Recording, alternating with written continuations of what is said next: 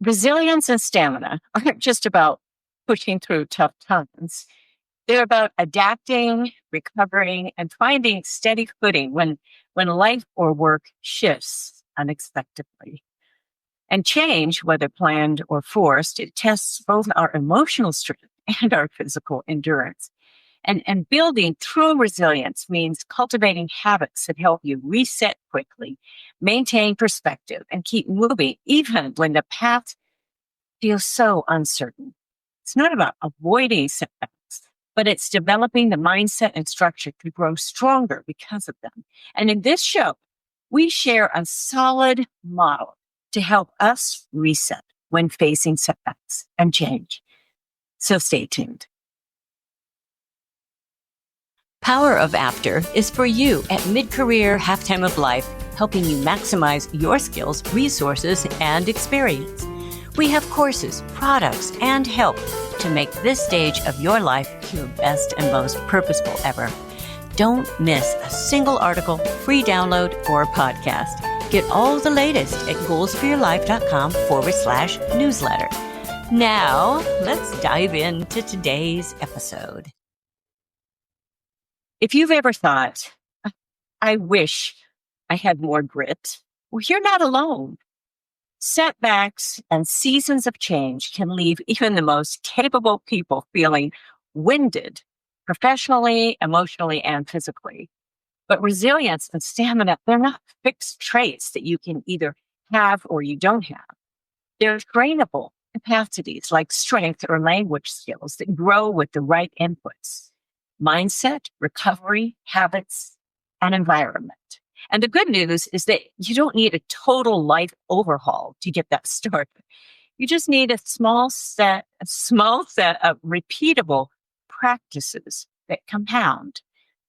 And today in this show, we are going to unpack what resilience really is and why stamina matters when change, it drags on longer than we hoped, and how to build both without just burning out. So let's start with what resilience actually means and what it doesn't mean. In psychology, resilience is the process and the outcome of adapting well to difficult or challenging experiences through mental, emotional, and behavioral flexibility. And it's not about never getting knocked down or pretending that hardship just doesn't sting. It's about how quickly and skillfully that you return to that effective action after the hit. And importantly, research emphasizes that resilience is ordinary, not extraordinary. People commonly develop when supported by healthy beliefs, relationships, and routines. As an example of stamina, John Richard Owens, he was known as Johnny Owens.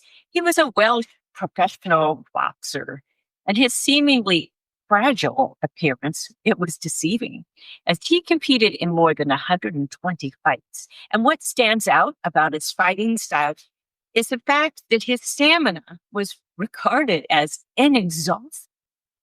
Also, he was known for his fast, accurate punching, and often his determination and bone-deep stamina, it allowed him to recover in multiple rounds after being knocked down. Now, for all of us who are not boxers, but we can take the principle of getting knocked down multiple times to understand how resilience gets depleted with cumulative stress. Now, biologically, your body stays resilient when it can surge to meet a challenge. It's all that adrenaline. And then it switches off to recover.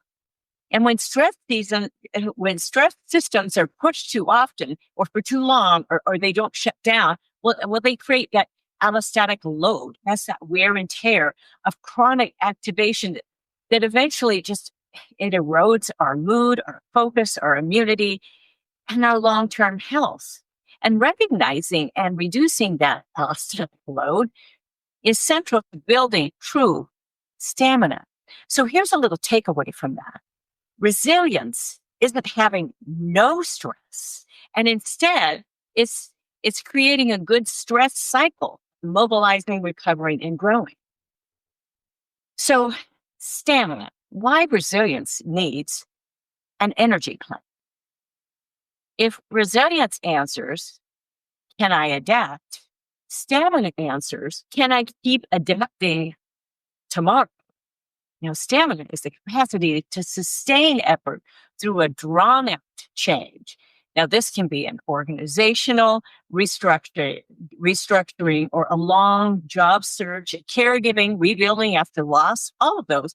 They can be extremely emotionally and physically draining. And without stamina, well, we lurch between heroic sprints and forced collapses. And with stamina, we can pace ourselves, protect our recovery, and keep showing up. So, two building blocks matter the most. One is deliberate recovery, and this is physical and mental. Deliberate recovery, it includes our sleep quality, movement that discharges or releases stress like exercise, and taking short resets during the day. Now, there's much evidence that shows exercise buffers stress reactivity and supports mood regulation as well. So consistent activity, it improves coping under pressure. I mean, a lot of us know this. Get some exercise, get outside. And two, cognitive framing is how you mentally relate to stress. Cognitive framing is viewing stress responses as energy you can use. And this includes our heart rate, our focus, and those just annoying butterflies, all framed as energy rather than damage that you must avoid. Now, this stress is useful framing is associated with better performance and well-being, especially when paired with social support. And I love the TED Talk from Kelly McGonigal. I put the link into the article. It's all on how to make stress your friend with research that debunks the belief that stress is bad for you. And she says, if you change your mind about stress, you can change your body's response to stress. It is so worth watching that TED Talk. So make sure you click into that. So here's a practical model. I'm going to cover the main parts of this reset loop, and then I will cover each of the areas in detail after that in a short paragraph. So we start with, it spells reset. R for regulate quickly, E for extract the lesson, S for set the next micro goal, E for enlist support, and T, train your baseline. Now, you can run this whole loop after a single bad meeting or at the end of every day or week in a tough season of life. So we're going to unpack each of those applicable principles with the time it takes to do them. And again, get the article that comes with this. I give you a free download. R, regulate quickly. I'm going to put the time it takes for this. It's 2 to 10 minutes. So when you feel flooded, like, okay, you got a tight chest, you're racing thoughts, tunnel vision. Oh no, your first job isn't going to solve this big problem and to make it go away. No, it's to downshift your stress response so your brain can think again. And how do we do that? I love breathing. I come from a background of breathing with singing and with performing. Take 2 minutes for exhaling, and then inhale for 3 to 4 seconds, exhale for 6 to 8 seconds, and then you repeat. Oh, and then you take 90 seconds to name your stress. And these are some examples. Talk this out. I'm feeling anxious and disappointed, or that's my stress system trying to protect me. So labeling this stress, it reduces that brain getting stuck in that overdrive, and it reopens that prefrontal cortex, which is critical in developing a growth mindset. And I talk about this in chapter 6 of my book, Power of After. Make sure you get it. Power of After, little plug. Incorporate micro movement. Take 3 to 5 minutes for a brisk walk, climbing stairs, or even 20 body weight squats to burn stress.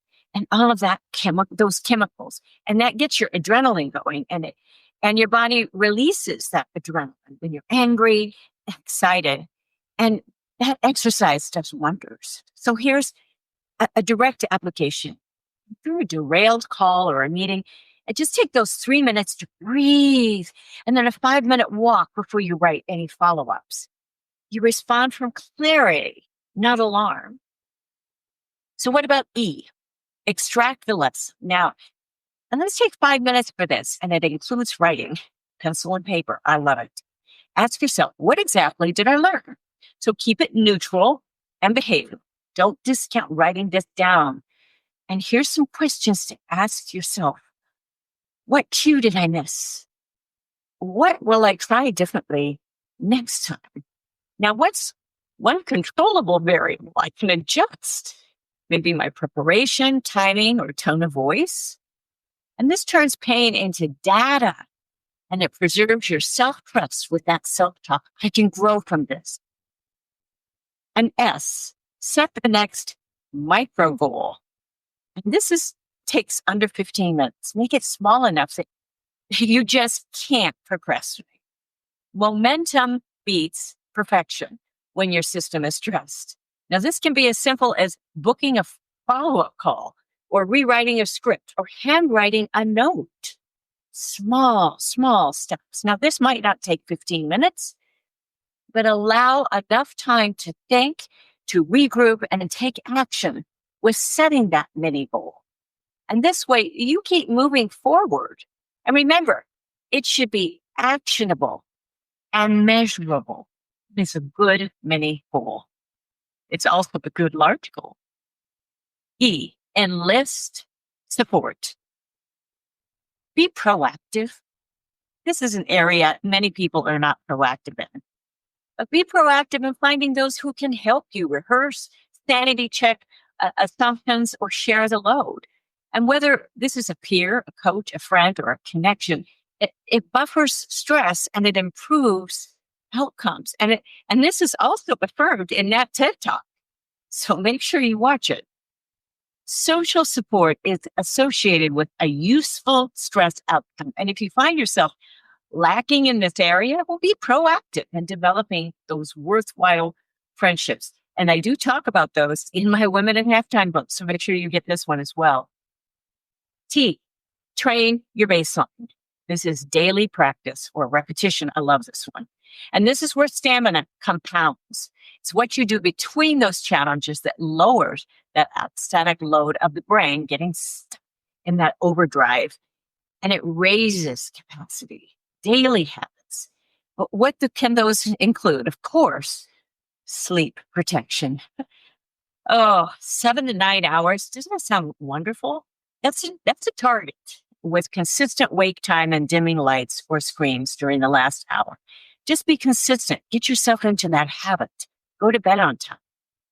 Movement 3 times a week, moderate to vigorous activity, even 10 to 20 minutes daily. That helps stress regulation. And I can personally attest to this. And some people that are listening, you need more than this, or you need a harder workout. Mindfulness or breath practice. 8 to 12 minutes most days is linked with better sleep and mood in multiple trials. I put some links in the article. Those mindfulness-based programs, they help stress and insomnia. And I love yoga and Pilates. Just good breathing repetition.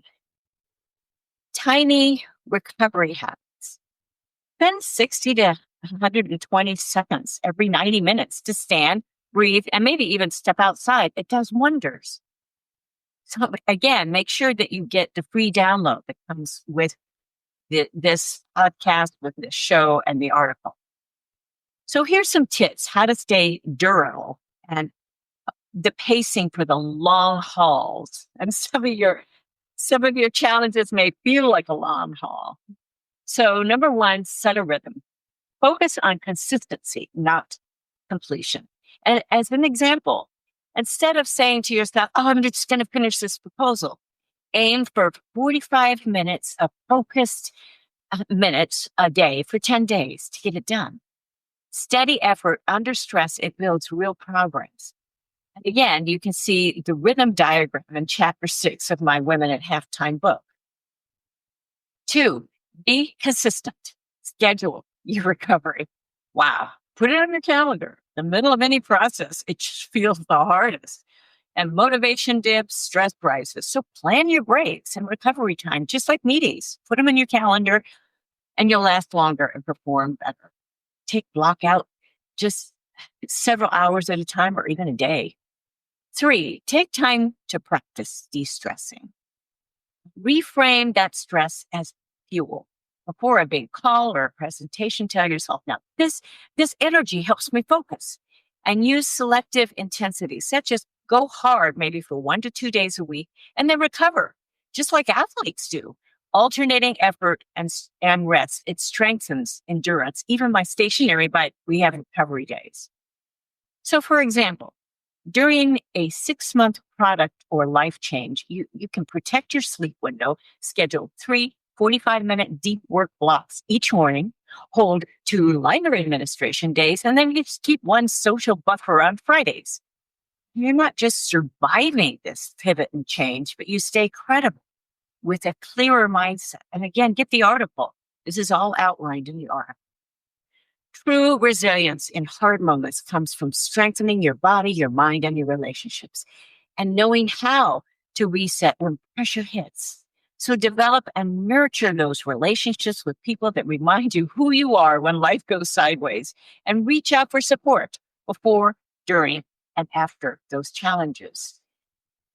It's very important developing those close circle of contacts. So here's some pitfalls to watch for so you're not just sabotaging your stamina. Okay, one pitfall is an all or nothing thinking. Missing 1 workout doesn't mean the habit is broken. Well, make your next rep just tiny and immediate. Don't put it off. Recovery guilt. Now, rest isn't a luxury. It's a biological mechanism that converts effort into capacity. Silent struggle. That's a pitfall. Under stress, we isolate, like just roll up in a little ball. And that's exactly when a 5-minute check-in protects resilience. Rack sprints. Burst of 80-hour weeks. Oh, it may look heroic, but it spikes that allostatic load and it steals tomorrow's clarity. So aim for sustainable cadence, that consistency. Pay attention to your body and mindset. So here's the application with resilience that you can feel. If you remember one thing from this whole show, make it this. Resilience is a cycle, and its stamina is a plan. Now, you mobilize for the challenge, and then you recover on purpose, and you extract a lesson, then you take the next small steps with people in your corner. And you can do that for 2 weeks, and then 2 months, and then the setbacks, they won't get smaller, but you'll be stronger, steadier, and more skillful, turning pressure into growth. So start today. 2 minutes of long exhales, a 5-minute walk after the next hard call, 1 text to someone who can help you prepare. You don't need a new life to build resilience. All you need is a new framework with a system or a repeatable loop that works. Thank you so much for joining me. This is Deborah Johnson, the Power Up After Show. I love being with you on these shows to help you move ahead at mid-career, at midlife, at halftime of life, to answer what's next, and also meet the challenges that life brings and that business brings, relationships bring.